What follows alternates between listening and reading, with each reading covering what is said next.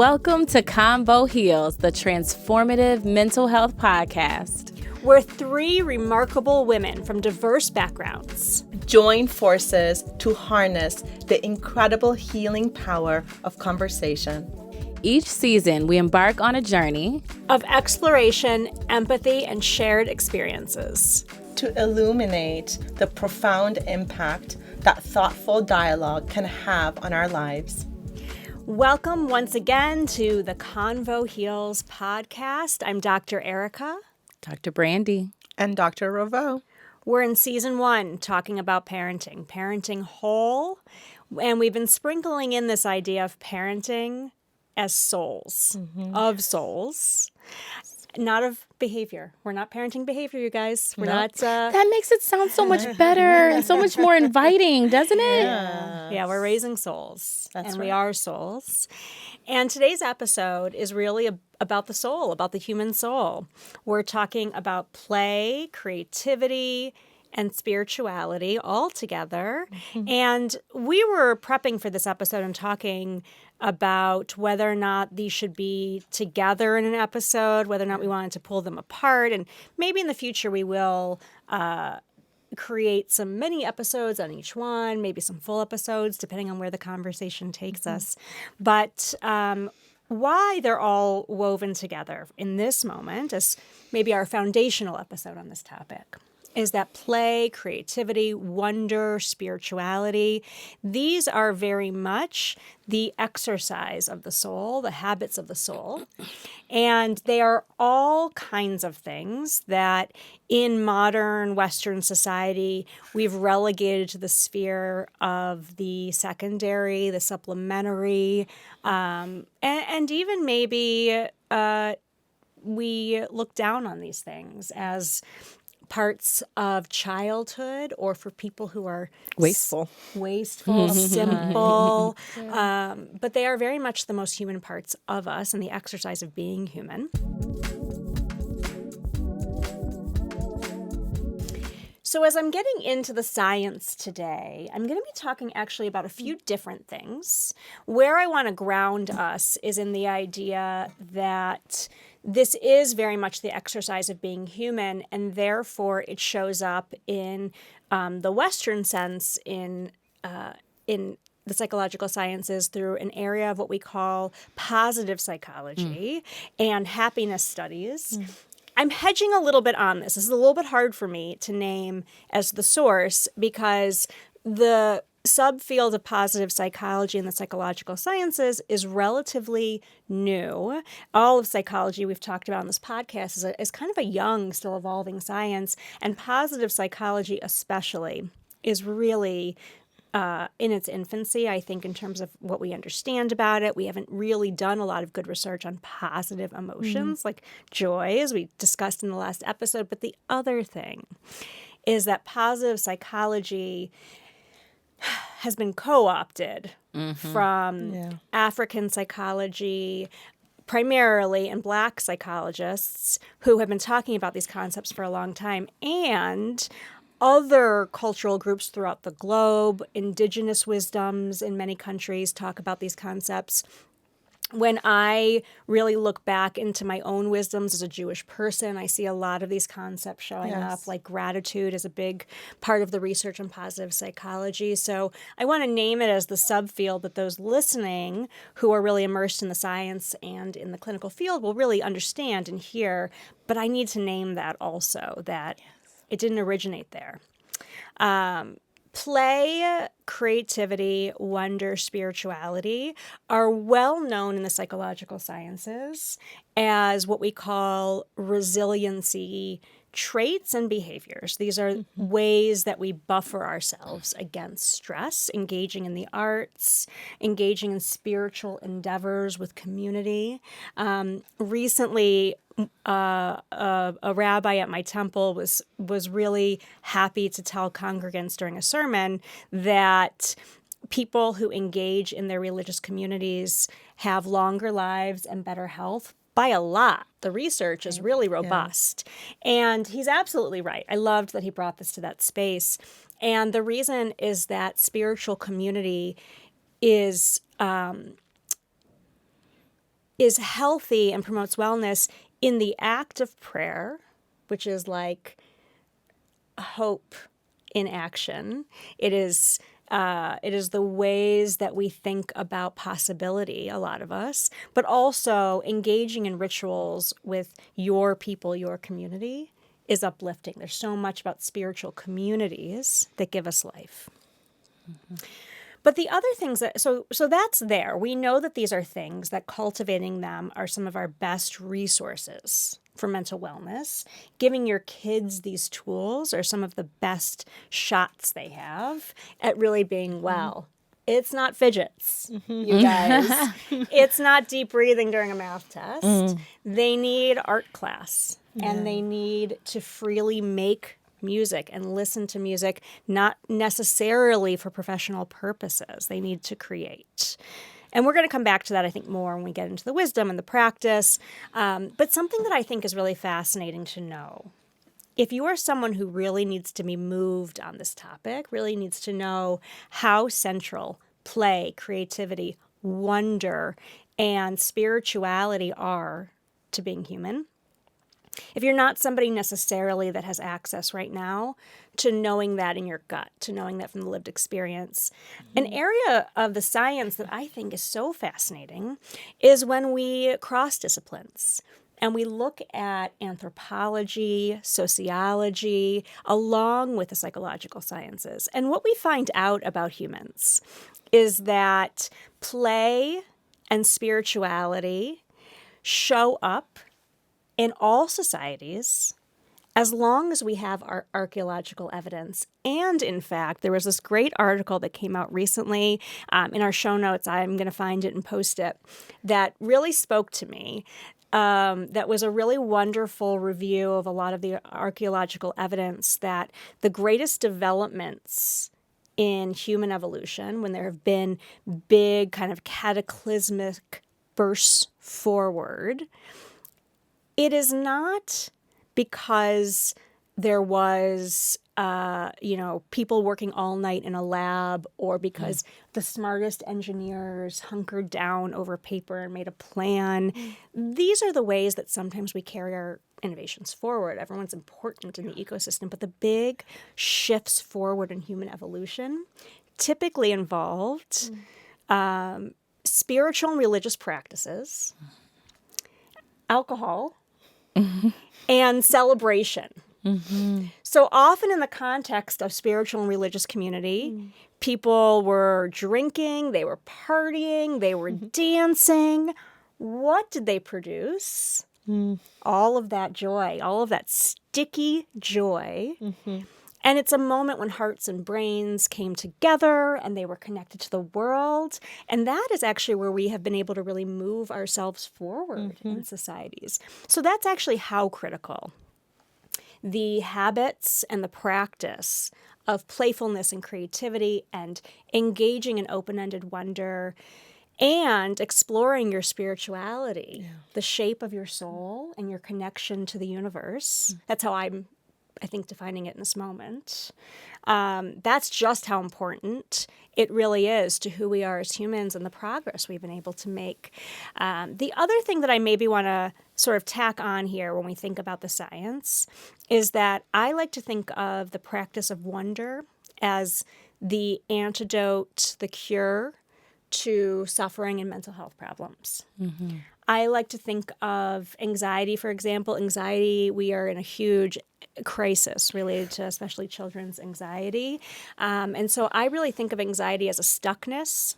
It's a crying out for connection and for minds to be brought together. It's when your thoughts get trapped, you're searching for solutions, but we weren't meant to find solutions on our own. We were meant to celebrate and dance and connect and find them together.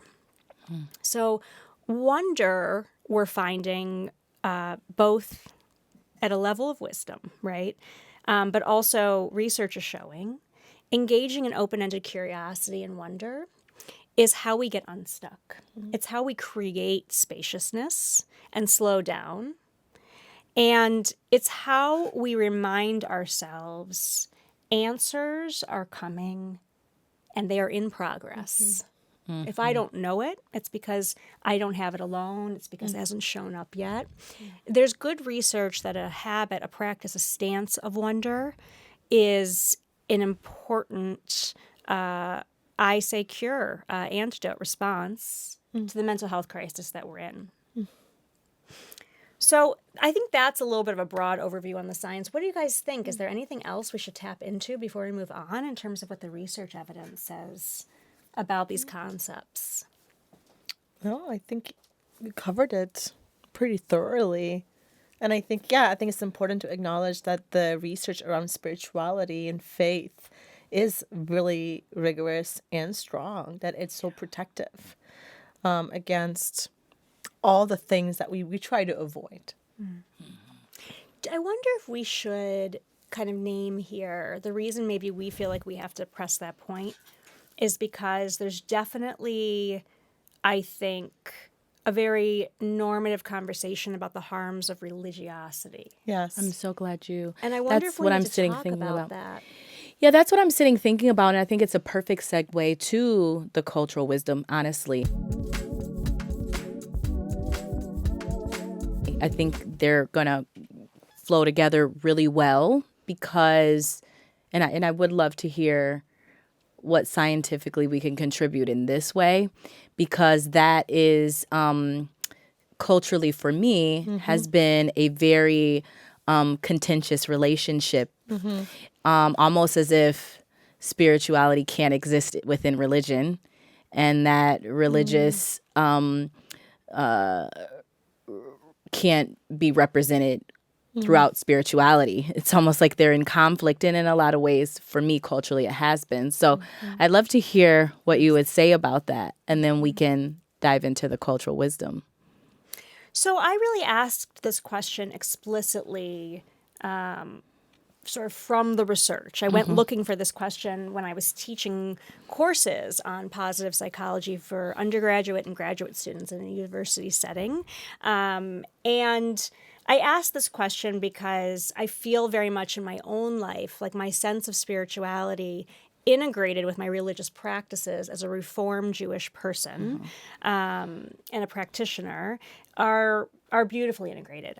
I don't personally feel that conflict, but I also have been kind of, I feel like there's a strand of anti-Semitism that has named my religion as a problem. And so I really wondered about this, actually. I'm somebody who is always open-minded to new information, new knowledge, and is willing to be flexible about my own thinking.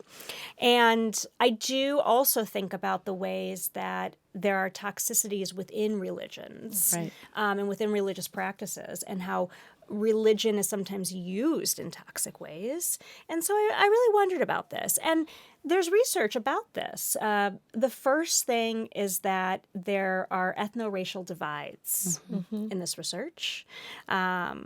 When we talk about religion being a risk factor, we're typically talking about white Christian people, at least in terms of who's been studied and where the research is, and primarily when we're talking about the investment in humanity and the uplift, where often who we've really done that work with are Black, usually Christian Americans. And so in some ways, what we already have from the research is this restricted kind of view, but we can learn from one another. And so some of the broad ideas from each of those areas is that there are risk factors in religion when rules are enforced in abusive ways. And so that really comes down to less the spiritual practices of the religion itself. It's not the religion that's the problem.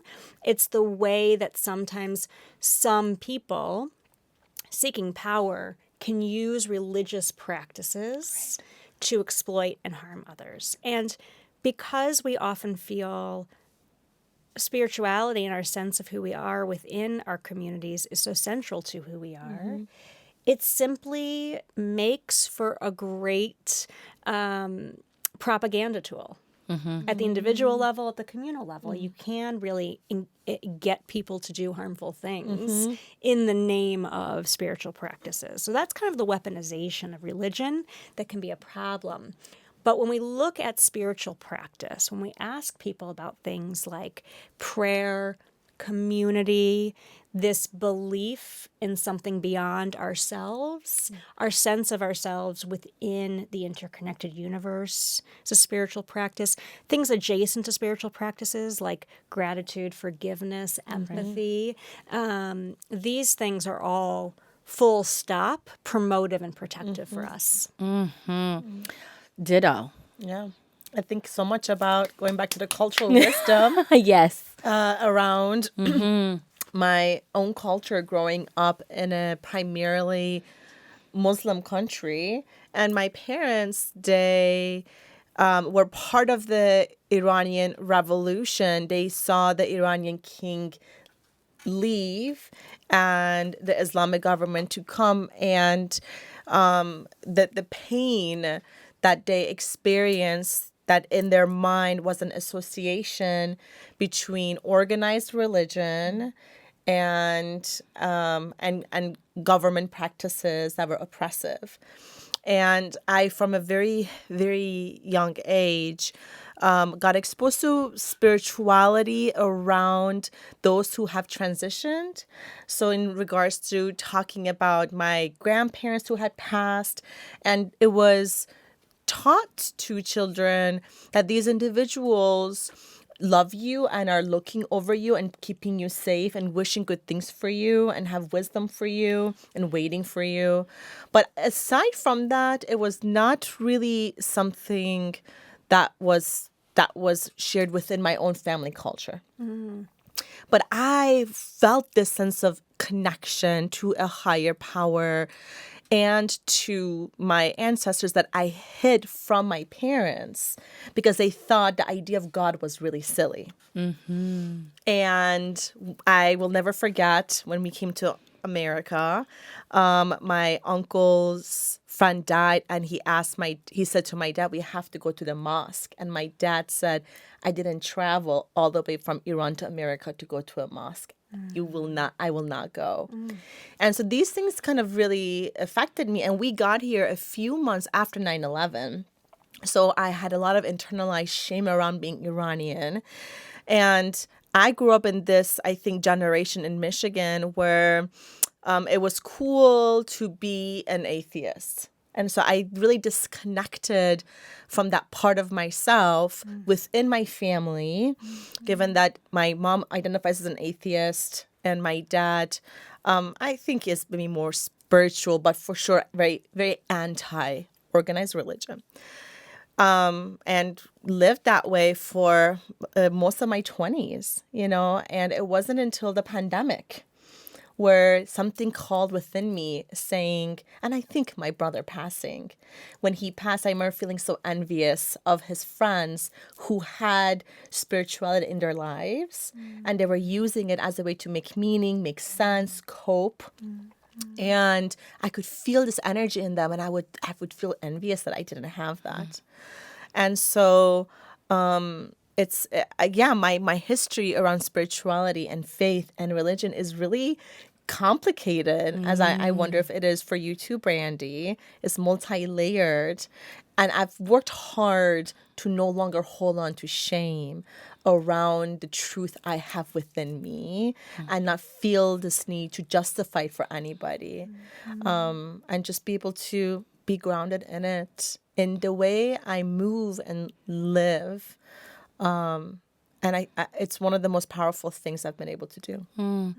Complicated is quite an understatement. And I think, Dr. Erica, you have named a part of why that is in a way that I so much appreciate, because I think the relationship to religion for many, many Black Americans, and I say Black very intentionally because we have the diaspora of Blackness is very broad, but it's also very singularly experienced as separate from our ethnicities. And I know aspects of that, my like real heritage in name, but I don't know it in experience. The part of me that's Nigerian, and the part of me that's French Canadian, and the part of me that's Cambodian, I don't have a lot of direct connections to that I haven't like sought for myself. And a part of that is because of the history of this country that you've named, where it has successfully stripped away even the recognition that even exists, Yes. let alone hold and carry. But what I am very connected to is a Blackness, and that has been birthed out of spirituality and resilience and connectedness and so many beautiful, beautiful things. And the way all of this connects to the complicated nature of religion is that I don't want to overgeneralize here because that would be incredibly disrespectful, but I have experienced and observed a collective Black experience to religion that is really more a representation of the indoctrination of our people, not really spiritual. And that the utility of it and the value of it has always been connected to exactly what you said. Power, control, and you got to follow these rules to be good and to go to heaven. And you've got to do these things in order to be respected. But what is also true is the spiritual manifestation of something bigger than even that, than even indoctrination and dogma in organized religion, which is what you were naming, like some of the ritualistic practices of connectedness within, connectedness above and around and between, and, devotionals and, hymnals and prayer and like this shared spoken language around healing and hope. And you said forgiveness, and you said, but also grace. Yes. And care and tenderness, and the undercurrent and the underbelly of all of it is something that keeps coming up in every single episode and is palpable even here with us, which is relational. So when I talk to my God, it's so intimate. Yeah. And it's so healing. And when I talk to the universe or my higher power or, Omega or whatever you want to call it, it's such a powerful, I don't even know the word I'm looking for. It kind of helps to make it all a little bit less complicated.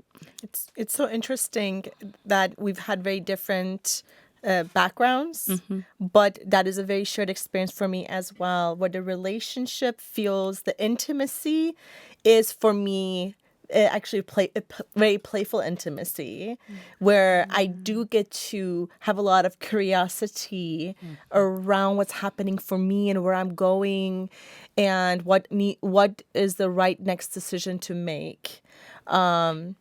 But it for sure internally feels that way. And I'd like to share some other language that feels true for me culturally. And people say it in different ways. They talk about their gut or, the Holy Spirit. Yes. And I think The voice. yeah. I hear God and that kind of things. Yeah. And it's a very intuitive knowing, and it's a very quiet, sometimes confidence and connection and anchoring. And that's the spirituality. I love earlier, Dr. Ravo, when you were describing the ancestral elements of this and that ancestral healing piece of that connects us when it comes to spirituality too. That feels true for me as well. Something I want to draw out here that I'm hearing in this conversation, and the reason, again, we sort of thought about putting these concepts together, is that you talked about how spirituality is a vehicle for finding meaning. You use that word meaning. And Dr. Brandy, you're really talking about how you're creating meaning in a back and forth in some ways within your sense of spirituality. And play is scientific in the ways that humans are scientific. Play is experimentation, creativity, wonder, exploration. And what the research shows is that play is a way that we see children making meaning of their worlds. We build on that in therapy with kids, that we are playing out stories together because we want to help them create elongated narratives about hard things, to pull in new details, to wonder outside the box. And spirituality is that kind of open-ended wondering. It's playful. It's, as you said, it's about asking questions, being able to be curious in ways that aren't guided or don't necessarily have, you're not asking a question and there's a right answer. Yeah. Well, that's a playful orientation to this life. Yeah, and it's also not allowed in the way in which I was taught religion. Mm-hmm. It's not allowed. You do not ever question. Yes. Right? And that's not what we're talking about. Yeah. Mm-hmm. I'm thinking so much about at my organization, because we do so much play therapy and we train clinicians to become child-centered play therapists. And within that work, we teach clinicians how to surrender, let go of control, and stay curious. It is really the core of it. And that is like when you are really engaging in healing play, right? And which are, I really think, core components of accessing your own internal spirituality. So the overlap is really interesting, because you have to surrender to the is and want to experience it as is, not as how it should be. And to put kind of like a framing on this, if you don't mind, because I know there are people listening who are really following us, who are like, you're speaking to my soul. I know there are going to be other people out there that are like, hold on a second. You didn't win a little too, Some of you are capitalists and hustlers, and we're losing you a little bit. So something else I want to say about this, and again, why we thought about weaving these together, is that the ability to be a problem solver is actually, it has less to do, almost little to do, with the knowledge you bring into the situation. The best problem solvers are able to think about the problems we face in new and novel ways.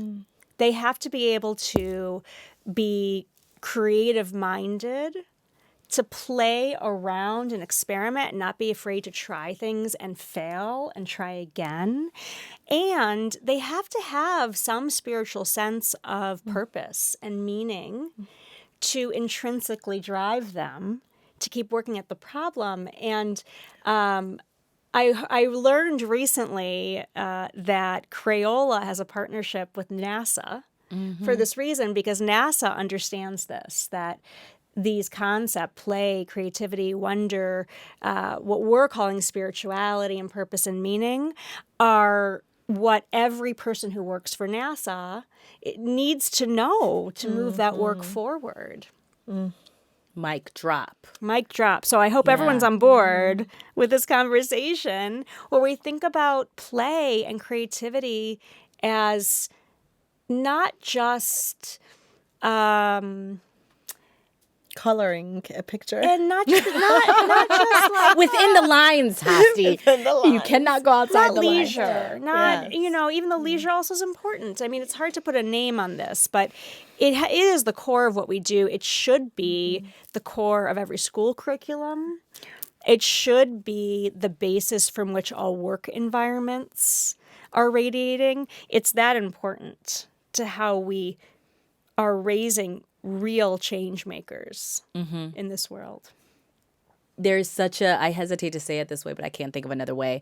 You're kind of acknowledging that while it is fun and it is leisure enhancing, it's also practical and purposeful, and outcomes exist there, and achievement does exist there, and there's so much usefulness to this concept. It's not just like when you're done doing all the work. you know. And I think something that is important for people to understand is that because of the world that we live in, and because of the very toxic culture we are exposed to, it does, and we've had this conversation around being committed to recommitting.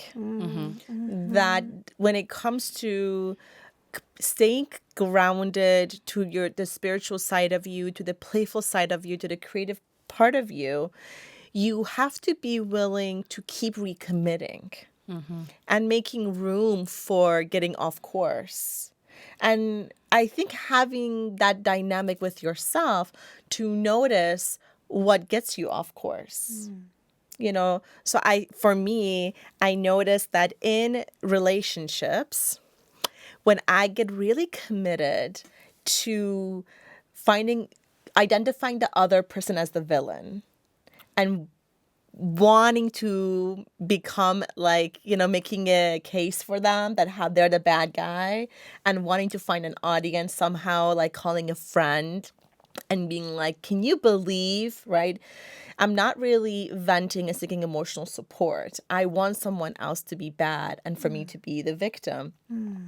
That's a signal for me that I'm spiritually not aligned. And when I have that need so badly to want to do that, I know that I'm spiritually not aligned. And so I think I've learned that it's important for us to want to be committed to even that process of learning what the alarms are, right? And for somebody else, it might be the need to control, things internally, or externally. It could be with controlling our body, controlling food, controlling our children. Controlling our outcomes, Controlling our outcomes. feelings. Controlling our feelings. I love that you're saying this, because I can't stop thinking about something I've grown up hearing and saying, but everyone seems to have a really hard time existing within, which is let go and let God. And it's like, conceptually we get that. And yet what you're describing is this necessary kind of ideological shift around what that means, because it's such a scary thing to do. It's such a hard thing to do. And it's like, no, it's the very thing to do. And to see how you show up in that, like when you're moving more fluidly in alignment with your spirituality, you don't even need it. And it requires surrendering to our humanity that of course we will get off course. Right. Of course we will not want to let go. We will want to have control. So I think like accepting that part of myself, the human within me, that will want to control my child, that will want to control my body as a woman, right? And what I eat, and control how much maybe money I make and how people perceive me. That's the human within me. That's true too. You know what? Something this is really making me think of, when we do these segments on the wisdom, I usually tap into being Jewish. But actually what I'm thinking about as my cultural wisdom on this topic right now is being a person with ADHD. And the reason I want to talk about it that way is because what we're understanding so much more now is that ADHD is not an illness or a pathology. It's really a different way of orienting to the world than people who are exist as normative in like what we call a neurotypical environment. And you said something in the last episode about maybe what it is to be neurotypical. Maybe it's not a difference in brain wiring. This is what made me think of, but that it's more like neurotypical people are more malleable in some ways to sort of agreed upon curricula, that it's easier to align with ways of doing at a group level. And maybe neurodivergence is a more of a resistance to being kind of pulled in. And the reason I'm thinking about all of this way is because then it sort of feels like there's a cultural practice in some ways around having ADHD that's very playful, wondering. When you talked about this idea of surrendering, but what it really feels like for me is coming home to myself. The surrender in some ways feels like more what I do when I'm giving up and I'm like, I'll do it the way you want me to do it, just as a really concrete example of this, I'm not very organized. And the way people usually give me tips or strategies to get more organized are things that work for neurotypical people, like set alarms, calendar, make lists. Which would require you to be And more the organized labor, to be able to be more yeah, and organized. also it's like there's almost a spiritual drain on me to do that. Yes. There's something I resist about the energy that would go into making a list that makes me sad. I can't explain it any other way. It's like I'm grieving. Well, or sad. there's the energy. Yes. Yeah. Like, you know. My first reaction also as someone with ADHD is, can't you just do it for me? Can't you love me in that way and just do it for me? Right, if you care so much about this.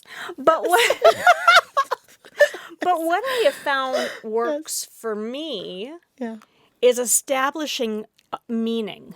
Right. I can do anything if I believe in it. Right. And that is about really being close to the awe in me, the spiritual side.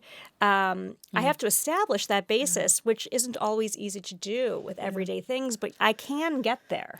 I can get there. It's not as much a resistance as it is a commitment. Yes, then it becomes a commitment. Yeah.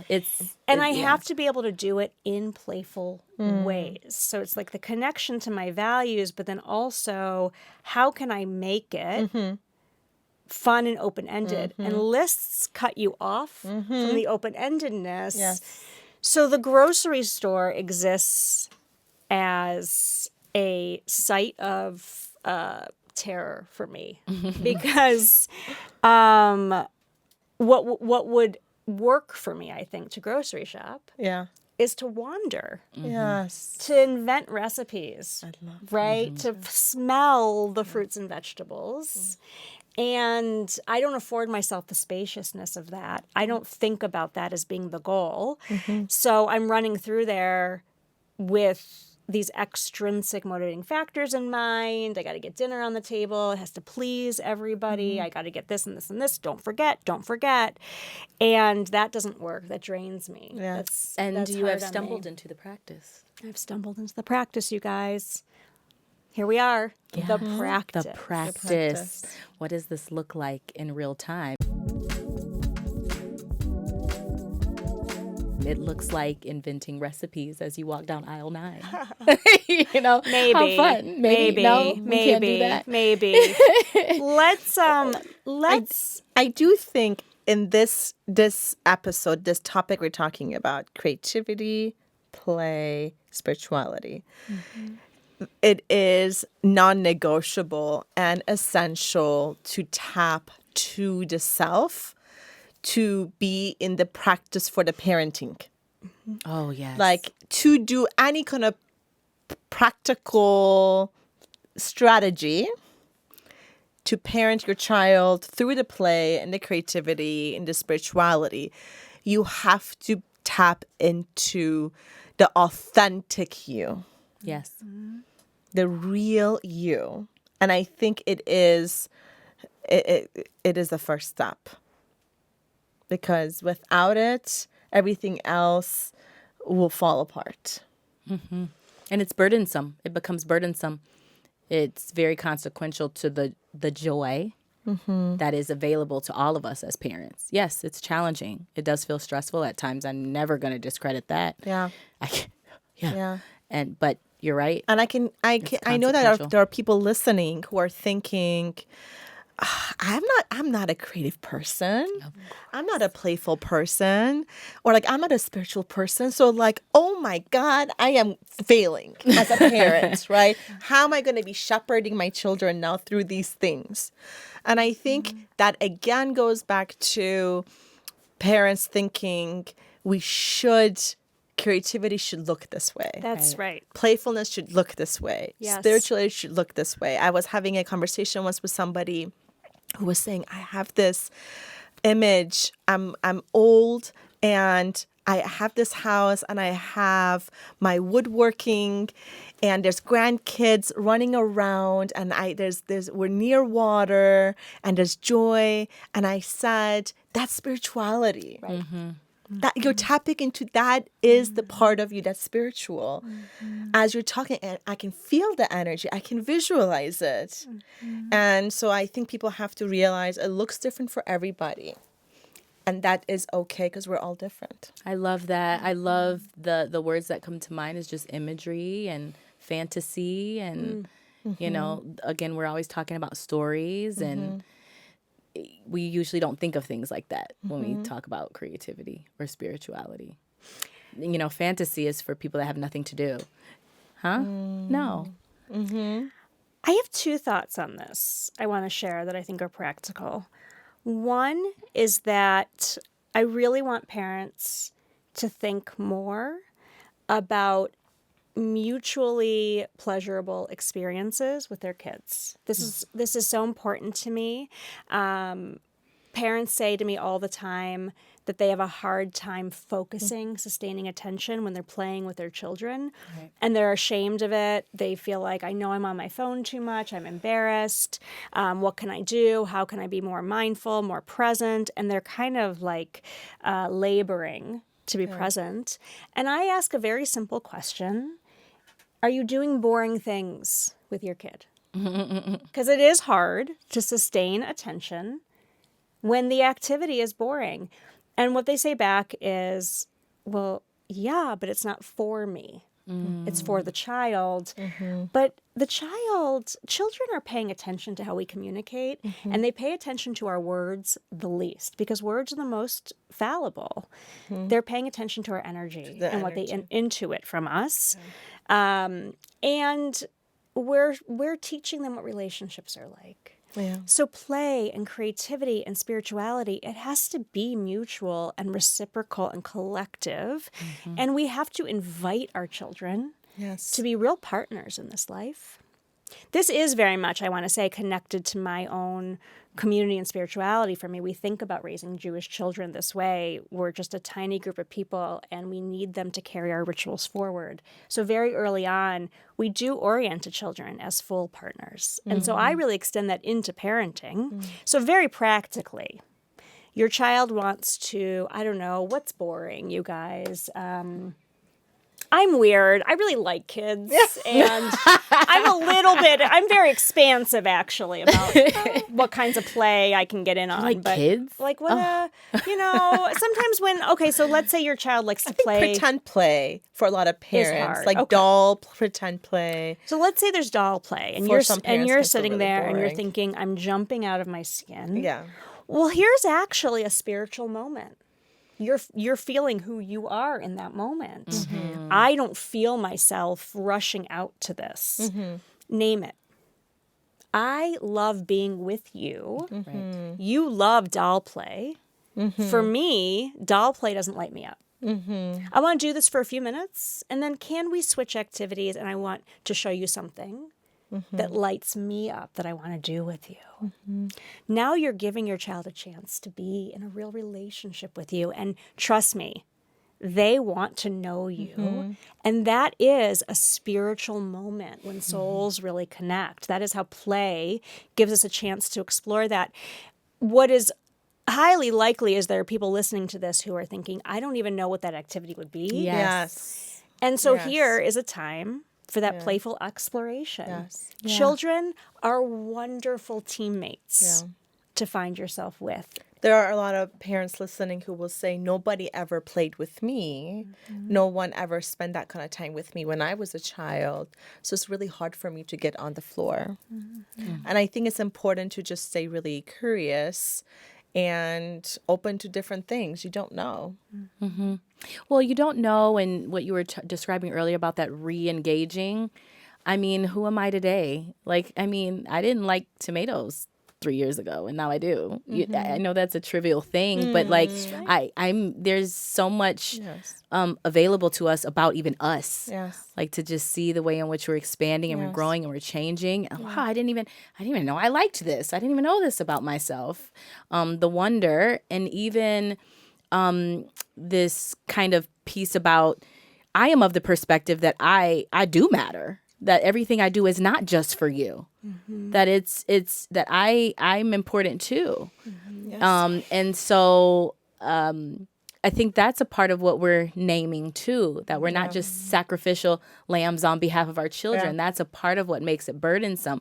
We're here experiencing together. Yeah.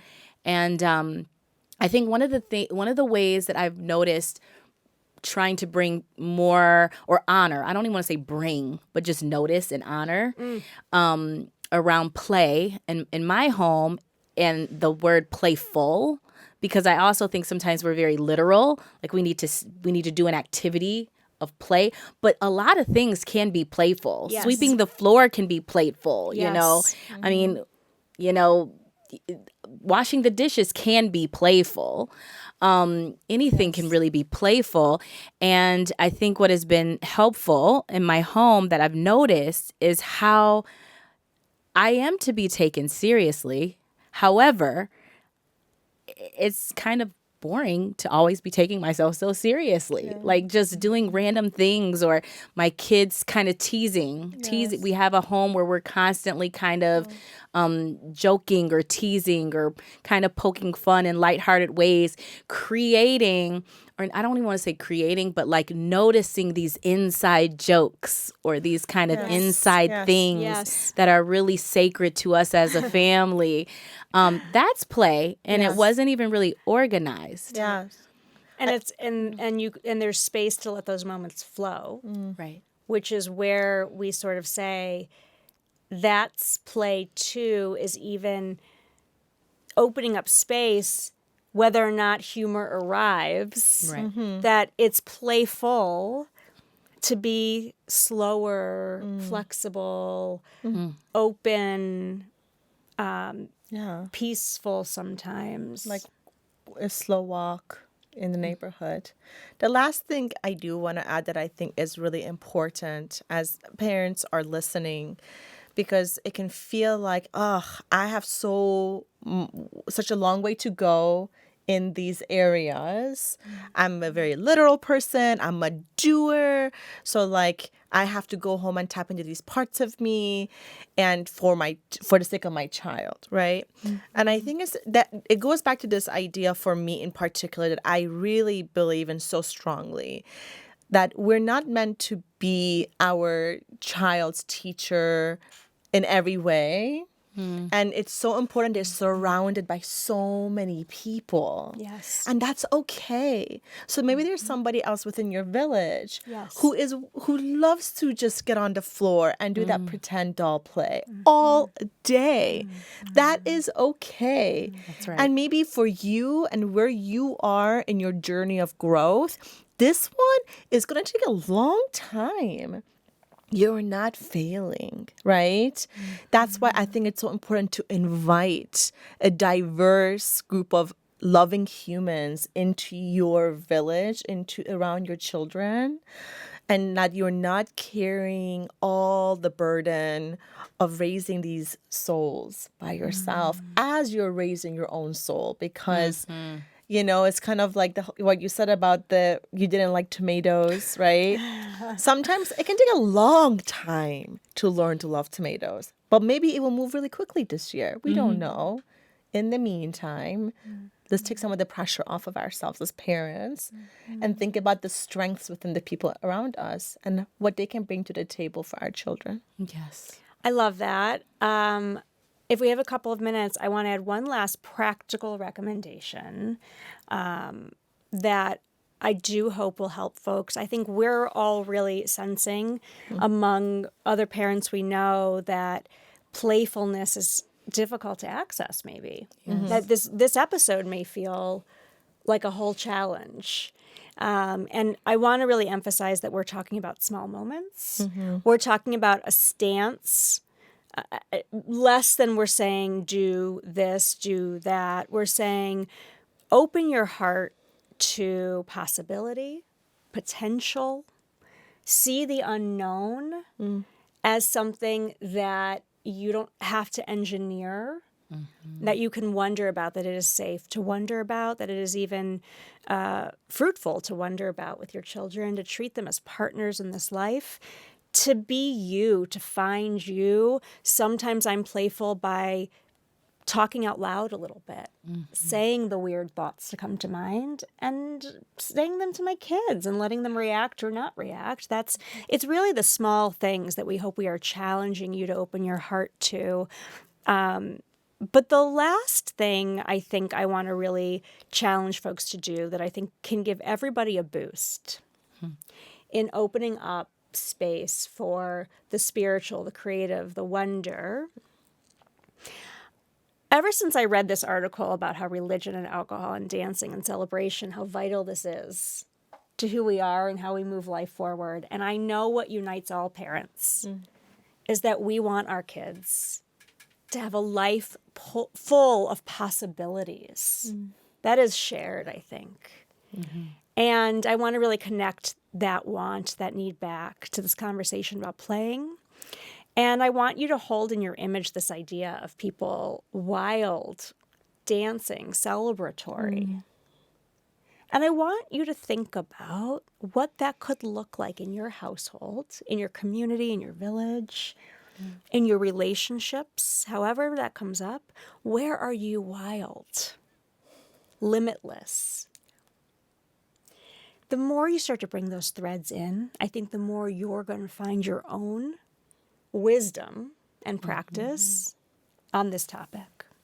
Well, I think that is the end of this particular convo we're having on play and creativity and spirituality, but we love this conversation. We have so much to say.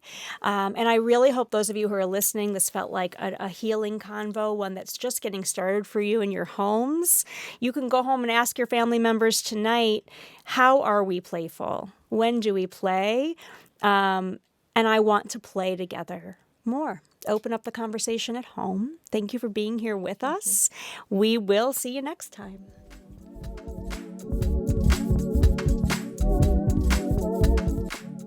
The Convo doesn't stop here. For links to the resources and research mentioned in today's episode, head on over to the show notes at convoheals.com/5. That's convoheals.com/5.